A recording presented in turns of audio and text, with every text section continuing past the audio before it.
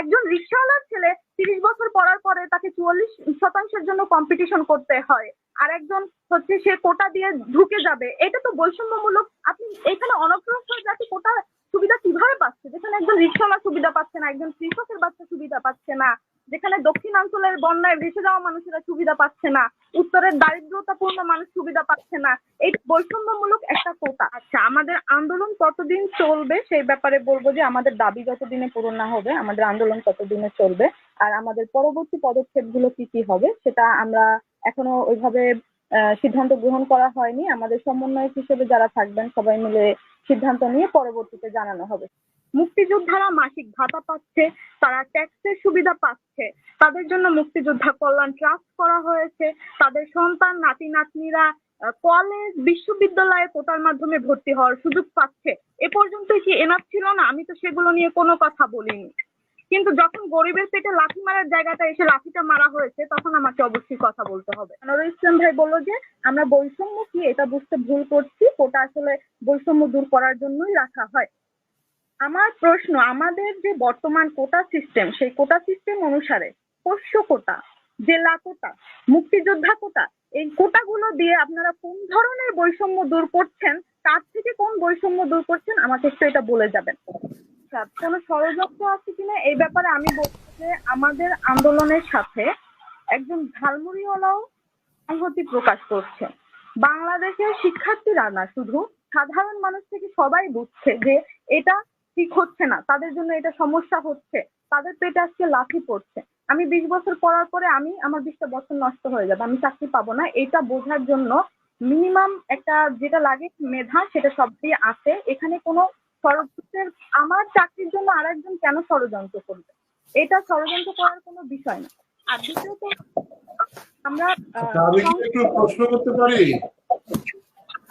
আলোচনার সুবিধার্থে আমি সানজানার কাছে যেটা জানতে চাচ্ছি যে এই যে কোটা বিরোধী বা কোটা যে থাকার কারণে মানে আপনি চাকরি পাচ্ছেন না যে কথাটা বলছেন সেটা কোন কোটা? কিন্তু আমরা জানি কোটা পদ্ধতিটা করাই হয় বৈষম্য দূর করার জন্য এবং গোটা বাংলাদেশে পিছিয়ে পড়া মানুষদেরকে নিয়ে আসার জন্য। সেই জন্য কিন্তু কোটা পদ্ধতিটা করা হয়, পার্টিকুলারলি কাউকে বঞ্চিত করার জন্য না। তাহলে আপনারা কেন মনে করছেন যে এখানে কোটা পদ্ধতিটা থাকার কারণে আপনারা বেকার থেকে যাচ্ছেন? এই জায়গাটাতে আমরা একটু ক্লিয়ার হতে চাচ্ছি। কম্পিটিশনের সাথে কম্পিটিশন হচ্ছে যে আমি যেটুকু বুঝি আর কি, এই জায়গাটাতে আমরা একটু করতে চাচ্ছি। তার কারণ মুক্তিযোদ্ধার ছেলেরা যে সবাই মেধাবী না, মানে কোটা যেমন সত্য না, আপনারা তো সবাই মেধাবী এটাও কিন্তু সত্য না। মেধার প্রশ্নটা আমি চাচ্ছি এখানে ইনভার্টিরিয়াল প্লিজ।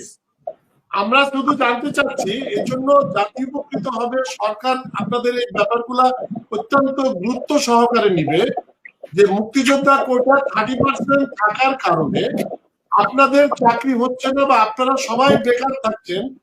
এটাই কি শুধু দায়ী, না বাংলাদেশে কর্মসংস্থান ইন জেনারেল নেই বলে আপনাদের চাকরি হচ্ছে না? আনোয়ার ভাই, আমাদের কর্মসংস্থানের পর্যাপ্ত নেই, কর্মসংস্থান এটা আমাদের প্রধান পয়েন্ট, কিন্তু যেটুকু আছে সেটুকু থেকেও যদি আমার অর্ধেকেরও বেশি বরাদ্দ করা হয়ে যায় অলরেডি, সেখানে আমি কিভাবে ধরে নিব যে আমি পাচ্ছি? আমি কেউ পাচ্ছে না এরকম না, কিন্তু 100 জনের মধ্যে 44 জন সে পাচ্ছে আর 56 জন সে বরাদ্দ হয়ে গেছে আগে থেকে। মানে কম্পিটিশনটা খুব সংক্ষেপে আনোয়ার ভাই নিশ্চয়ই বুঝতে পেরেছেন যে কম্পিটিশনটা অর্ধেকের বেশি, অর্ধেকের কম হয়ে যাচ্ছে ওনাদের মধ্যে।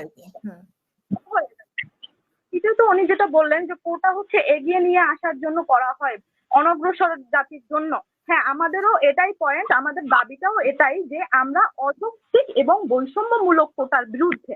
আমরা তো যৌক্তিক কোটার বিরুদ্ধে না, যার জন্য কোটা দরকার তাকে যদি কোটা দেয়া হয় আমরা তো তার বিরুদ্ধে না, আমরা তো প্রতিবন্ধী কোটার বিরুদ্ধে না। আমরা তো যে একজন রিকশাওয়ালার ছেলে 30 বছর পড়ার পরে তাকে 44% জন্য কম্পিটিশন করতে হয়, আর একজন হচ্ছে সে কোটা দিয়ে ঢুকে যাবে, এটা তো বৈষম্যমূলক। আপনি এখানে অনগ্রসর জাতি কোটা সুবিধা কিভাবে পাচ্ছে, যেখানে একজন রিকশাওয়ালা সুবিধা পাচ্ছে না, একজন কৃষকের বাচ্চা সুবিধা পাচ্ছে না, যেখানে দক্ষিণাঞ্চলের বন্যায় ভেসে যাওয়া মানুষেরা সুবিধা পাচ্ছে না, উত্তরের দারিদ্রতাপূর্ণ মানুষ সুবিধা পাচ্ছে না। এই বৈষম্যমূলক একটা কোটা, যার জন্য আমরা মনে করছি যে আমরা এটার মাধ্যমে আমরা আমাদের অধিকার থেকে বঞ্চিত হচ্ছি। আচ্ছা, আমাদের আন্দোলন কতদিন চলবে সেই ব্যাপারে বলবো যে আমাদের দাবি যতদিনে পূরণ না হবে আমাদের আন্দোলন ততদিনে চলবে। আর আমাদের পরবর্তী পদক্ষেপগুলো কি কি হবে সেটা আমরা এখনো ওইভাবে সিদ্ধান্ত গ্রহণ করা হয়নি। আমাদের সমন্বয়ক হিসেবে যারা থাকবেন সবাই মিলে সিদ্ধান্ত নিয়ে পরবর্তীতে জানানো হবে সবাইকে। আর আমরা কি কি চাই বা আমাদের দাবিগুলো কি, সেগুলো হচ্ছে যে আমরা 18 পরিপত্র পুনর্বহাল চাই এবং অযৌক্তিক ও বৈষম্যমূলক কোটা বাদ দিয়ে যৌক্তিক এবং যারা আসলে অনগ্রসর কোটা পাওয়ার যোগ্য তাদের জন্য ওই ধরনের একটা কোটা সিস্টেম করা হোক এবং শূন্য কোটায় মেধা ভিত্তিতে নিয়োগ দেওয়া হোক এবং দুর্নীতি মুক্ত নিরপেক্ষ মেধাভিত্তিক একটা আমলাতন্ত্র দেশের মধ্যে গঠন করা হোক। আর আমি দুইটা কথা বলতে চাই, আর আনোয়ারুল ইসলাম ভাইয়ের কাছে আমার দুটো প্রশ্ন থাকবে। দুটো কথা আসছে এখানে। প্রথমত যে আমরা কি চাই না যারা দেশ স্বাধীন করেছে, এত ত্যাগ করেছে, তারা কোনো সুবিধা পাক? আমি কেন চাইব না? মুক্তিযোদ্ধারা মাসিক ভাতা পাচ্ছে, তারা ট্যাক্সের সুবিধা পাচ্ছে, তাদের জন্য মুক্তিযোদ্ধা কল্যাণ ট্রাস্ট করা হয়েছে, তাদের সন্তান নাতি নাতনিরা কলেজ বিশ্ববিদ্যালয়ে কোটার মাধ্যমে ভর্তি হওয়ার সুযোগ পাচ্ছে। এ পর্যন্ত কি এনাফ ছিল না? আমি তো সেগুলো নিয়ে কোনো কথা বলিনি, কিন্তু যখন গরিবের পেটে লাথি মারার জায়গাটা এসে লাথিটা মারা হয়েছে তখন আমাকে অবশ্যই কথা বলতে হবে। আরেকটা কথা এসেছে এখানে আন্দোলনে, এটা কেউ ষড়যন্ত্র করেছে বলে মনে করছেন কেউ, তাদেরকে বলে দিতে চাই যে 71 সালে যখন মুক্তিযোদ্ধারা অন্যায়ের বিরুদ্ধে কথা বলেছিল তখন তাদেরকে বলা হতো দেশদ্রোহী। পাকিস্তান থেকে বা ওই সাইড থেকে তাদেরকে সবসময় দেশদ্রোহী তকমা দিয়ে রাখা হতো। তো যখনই কেউ আসলে অন্যায়ের বিরুদ্ধে কথা বলে বা তাদের দাবিটা শক্তভাবে উত্থাপন করে তাদেরকে এই ধরনের বিভিন্ন তকমা দেয়া হয়, তকমা দিয়ে তাদেরকে ডাউন করে দেওয়ার একটা চেষ্টা করা হয় এবং এটা আমরা খুবই স্বাভাবিকভাবে নিচ্ছি। আর আমার আনোয়ারুল ইসলাম ভাইয়ের কাছে দুটো প্রশ্ন থাকবে যে তারা বারবার বলল যে মুক্তিযোদ্ধাদের সম্মানার্থে এই কোটা রাখা হয়েছে। আমি তাদের কাছে প্রশ্ন রাখলাম যে মুক্তিযোদ্ধাদের যে অবদান আমাদের জীবনে বা আমাদের দেশে সেটা অমূল্য। এই অমূল্য অবদানকে কি তারা টাকা পয়সা দিয়ে মূল্যায়ন করছে, তারা চাকরি দিয়ে মূল্যায়ন করছে, তারা ট্যাক্স সুবিধা দিয়ে মূল্যায়ন করছে, যেগুলো সবগুলোই কোনো না কোনো ভাবে আর্থিকভাবে পরিমাপযোগ্য, এগুলো দিয়ে তাদেরকে সম্মান করা হচ্ছে। তাহলে আমরা কি তাদেরকে সম্মান করার জন্য এই টাকাগুলো দিয়েই সম্মান করতে হবে? এই আর্থিক বিভিন্ন সুবিধা দিয়ে মানে এছাড়া সম্মান করা হচ্ছে না, এগুলো দিয়ে সম্মান করা হচ্ছে। আর আমার দ্বিতীয় প্রশ্ন হচ্ছে, আনোয়ারুল ইসলাম ভাই বলল যে আমরা বৈষম্য কি এটা বুঝতে ভুল করছি, কোটা আসলে বৈষম্য দূর করার জন্যই রাখা হয়। আমার প্রশ্ন, আমাদের যে বর্তমান কোটা সিস্টেম সেই কোটা সিস্টেম অনুসারে পোষ্য কোটা, জেলা কোটা, মুক্তিযোদ্ধা কোটা, এই কোটাগুলো দিয়ে আপনারা কোন ধরনের বৈষম্য দূর করছেন, কার থেকে কোন বৈষম্য দূর করছেন আমাকে একটু এটা বলে যাবেন। তারপরে উপজাতি কোটা কেন রাখা হয়? তারা পাহাড়ে বসবাস করে, তাদের জীবনযাত্রাটা অনেক কঠিন হয়ে যায় আমাদের থেকে, এটা স্বাভাবিক।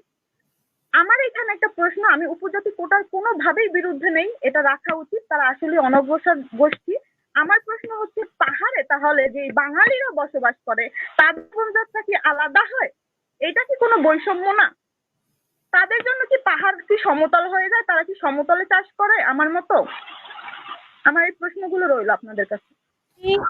দেশের মধ্যে যারাই ভাবছে কোটা দিয়ে মুক্তিযোদ্ধাদের সম্মান করার চেষ্টা করা হচ্ছে, তাদের অবদানের একটা স্বীকৃতি স্বরূপ কোটা বা বিভিন্ন ভাতা গুলো দেয়া হচ্ছে, তাদের জন্য বলতে চাই যে আপনারা আসলে মুক্তিযোদ্ধাদের সম্মান করছেন না, বরং আপনারা তাদের সম্মান কমিয়ে দিচ্ছেন।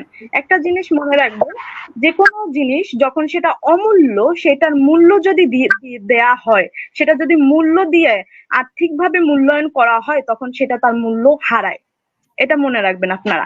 আমরা কখনোই মুক্তিযোদ্ধাদের অসম্মান করি না, আমরাও চাই তারা সম্মান পাক। এজন্যই আমরাও চাই যে তারা যে সাম্য চাইছে, তারা যে চেয়েছিল যে একটা বৈষম্যবিহীন একটা দেশ থাকবে, সেই দেশটা বজায় থাকুক, দেশের মধ্যে সেই জিনিসটা বজায় থাকুক, দেশের মধ্যে দেশটা দুর্নীতি মুক্ত হোক, দেশটা নিরপেক্ষ হোক, আমরা এটা চাই।